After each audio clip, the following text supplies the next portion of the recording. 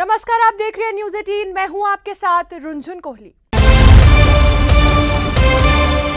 जम्मू कश्मीर से जुड़ी हर छोटी बड़ी खबरों के बारे में हम आपको बताएंगे।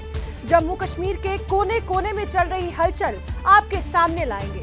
सबसे पहले बात करते हैं बडगाम और नगरोटा सीट पर हुए उपचुनाव की, जो कि अब खत्म होने वाले हैं और शुक्रवार को उसके नतीजे आने वाले हैं। देखिए, दोनों सीटों पर नेशनल कॉन्फ्रेंस बीजेपी और पीडीपी की साख दांव पर लगी है।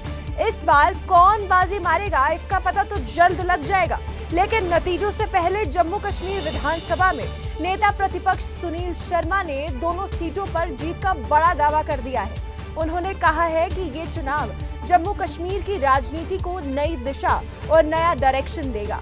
सुनील शर्मा ने दावा किया है कि भारतीय जनता पार्टी दोनों सीटों पर मजबूत स्थिति में है। देखिए, जहाँ तक नगरोटा सीट की बात करें, और नगरोटा सीट पहले भी हमने बड़ी लैंडस्लाइड विक्ट्री थी हमारी, और इस बार भी जिस प्रकार का चुनाव प्रचार और लोगों का समर्थन हमारी प्रत्याशी सुश्री देवयानी के प्रति देखने को मिला है, सब लोगों ने ये मान लिया है कि बहुत लैंडस्लाइड विक्ट्री कल होगी। जो लोगों का जन समर्थन देखने को मिला है, डेफिनेटली भारतीय जनता पार्टी एक अच्छी पोजीशन में उभर के आएगी। और जिस प्रकार से एक साल के अंदर ही इस सरकार की एंटी इनकम्बेंसी देखने को मिली है, पूरी उम्मीद है कि कल नेशनल कॉन्फ्रेंस जो चीफ मिनिस्टर उमर अब्दुल्ला की सीट है, कल वो हारेगी। देखिए, जम्मू में जम्मू विश्वविद्यालय के 19वें दीक्षांत समारोह यानी कॉन्वोकेशन सेरेमनी का आयोजन हुआ। समारोह में एलजी मनोज सिन्हा और सीएम उमर अब्दुल्ला मौजूद रहे। वो एक साथ पहली बार मंच पर आए और ये स्टेटहुड के मुद्दे पर गरमाया हुआ जो पूरा विवाद था, उसके बाद फर्स्ट टाइम ऐसा हुआ कि एलजी और चीफ मिनिस्टर उमर अब्दुल्ला एक साथ आए, लेकिन दोनों ने एक दूसरे से कोई भी बातचीत नहीं की। दरअसल एलजी और सीएम में स्टेटहुड के मामले को लेकर बयानबाजी हुई। सीएम उमर की तरफ से स्टेटहुड की मांग करने पर एलजी ने इसे काम नहीं करने का बहाना करार दिया था, और जिस पर सीएम ने एलजी मनोज सिन्हा पर पलटवार भी किया था।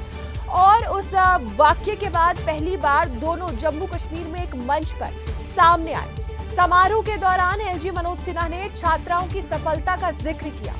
साथ ही सीएम उमर अब्दुल्ला ने कहा कि यूनिवर्सिटी की ओर से युवाओं के लिए कई रोजगार से जुड़े पाठ्यक्रम भी चलाए जा रहे हैं, जिससे और बढ़ाया जाएगा और उसकी जरूरत भी है। इस कार्यक्रम में एलजी मनोज सिन्हा और सीएम उमर अब्दुल्ला ने 178 मेधावी छात्र छात्राओं को स्वर्ण पदक दिया। देखिए, मेंढर में एक बड़ा विवाद खड़ा हो गया है। वहां पर पिछले कई महीनों से पानी की भारी किल्लत बनी थी। यहाँ के लोगों के नालों में लंबे समय से पानी का एक बूंद भी नहीं आ रही है। स्थानीय लोगों का कहना है कि उन्होंने जल शक्ति विभाग से कई बार गुहार लगाई है, लेकिन कोई सुनवाई नहीं हुई अभी तक। हालत ये है कि गांव की महिलाएं और बच्चे रोजाना कई किलोमीटर दूर जाकर झरने और हैंडपंप से पानी लाते हैं। थकान, परेशानी और चिंता ये इन परिवारों की रोज की कहानी बन चुकी है। लोगों ने प्रशासन से जल्द पानी की आपूर्ति बहाल करने की मांग उठाई है, ताकि इन्हें इस रोज की मुश्किलों से राहत मिल पाए। में प्रॉब्लम है, बिल्कुल भी पानी नहीं है। इतने खज्जले हम लोग, ये देखो, ये तलाश में भी पानी कम है, बिल्कुल का पानी की बिल्कुल कमी है। हमें पानी नहीं है, हम लोग कितने तरसते पानी के लिए, पीने के लिए पानी भी नहीं मिलता है। हमें पानी चाहिए। तो अब कहाँ से लाते हैं पानी? कितने दूर? पानी बहुत दूर से लाते हैं, वो उधर नीचे गुरसाई नाला में उधर है पानी। क्या पीने के लिए आप डिपार्टमेंट से या? हमें डिपार्टमेंट से ये गुजारिश है कि हमें पानी चाहिए। बहुत ज़्यादा पानी की बहुत ज़्यादा परेशानी है। अखनूर क्षेत्र के लोगों ने चनाब नदी पर अस्थायी पुल बनाने की मांग की है। स्थानीय निवासियों का कहना है कि नदी पार करने के लिए उन्हें लगभग 60 किलोमीटर का लंबा सफर तय करना पड़ता है, जिससे रोजमर्रा की आवाजाही प्रभावित हो जाती है।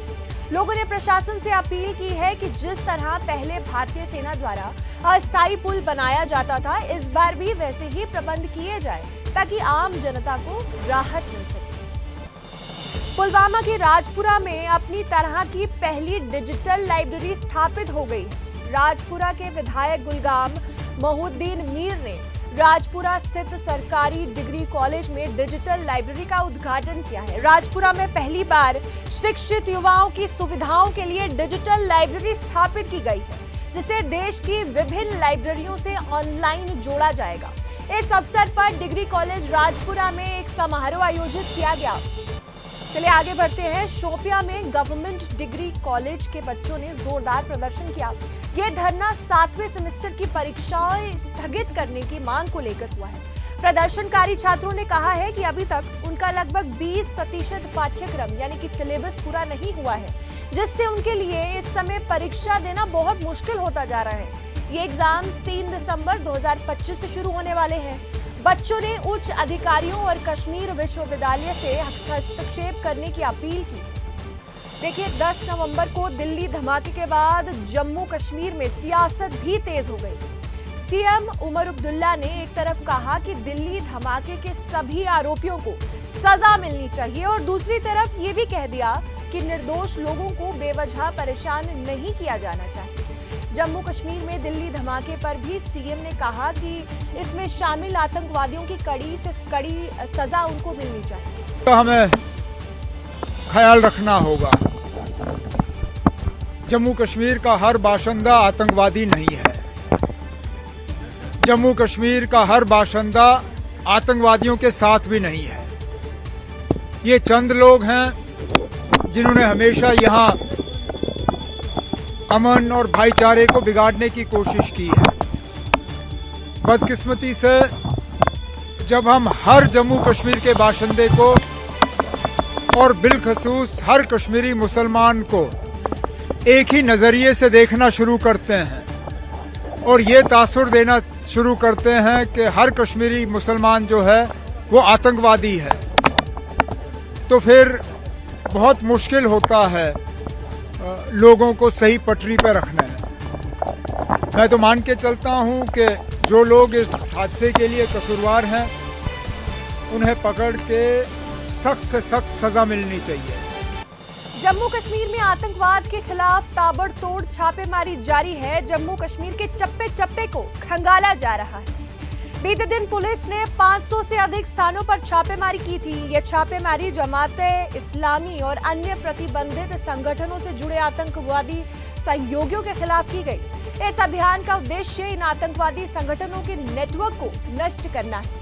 पुलिस ने श्रीनगर, कुलगाम, बारामूला, अनंतनाग और गांदरबल सहित कश्मीर के 10 जिलों में ये छापेमारी की। श्रीनगर में 150 स्थानों पर छापेमारी की गई, जबकि कुलगाम में 200 से अधिक स्थानों पर सर्च ऑपरेशन चलाए गए। इन छापेमारी के दौरान आपत्तिजनक दस्तावेज, डिजिटल उपकरण और प्रचार सामग्री जब्त की गई। करीब 500 संदिग्ध व्यक्तियों से पूछताछ की गई और कई लोगों को गिरफ्तार भी किया गया।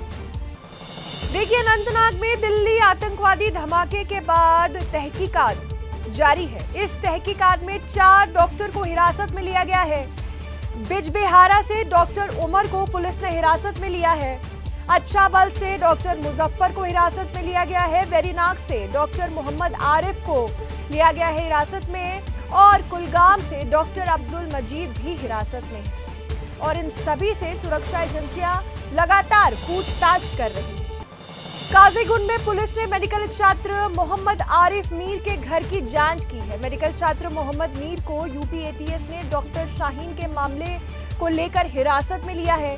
जांच एजेंसियों को पता चला है कि हिरासत में लिए जाने से पहले मोहम्मद मीर ने अपनी मां और मंगेतर से संपर्क किया था और इसी के तहत जांच को आगे बढ़ाते हुए काजीगुंड पुलिस ने आरिफ मीर के घर की जांच की। अगली खबर है श्री माता वैष्णो देवी मेडिकल कॉलेज से, जहां पर एमबीबीएस के चयन सूची को लेकर युवा राजपूत सभा ने जम्मू में जोरदार विरोध प्रदर्शन किया है। इस दौरान प्रदर्शनकारियों ने तवी पुल को आधे घंटे तक जाम रखा। प्रदर्शनकारियों ने नारेबाजी करते हुए संस्थान में हिंदू समुदाय के लिए विशेष आरक्षण की मांग की है और उपराज्यपाल मनोज सिन्हा के इस मामले की जांच के आदेश देने की भी अपील की गई है। वरिष्ठ पुलिस अधिकारियों के निर्देशों के बाद डोडा पुलिस ने जिले भर के सभी सिम कार्ड विक्रेताओं के खिलाफ एक अभियान चलाया है। देखिए अक्सर अवैध गतिविधियों में मोबाइल फोन का इस्तेमाल एक अहम भूमिका निभाता है, इसलिए इन पर कड़ी निगरानी रखना बेहद जरूरी है। पुलिस टीमों ने जिले भर में सक्रिय सभी सिम विक्रेताओं के दस्तावेजों और पंजीकरण रिकॉर्ड की गहन जांच की।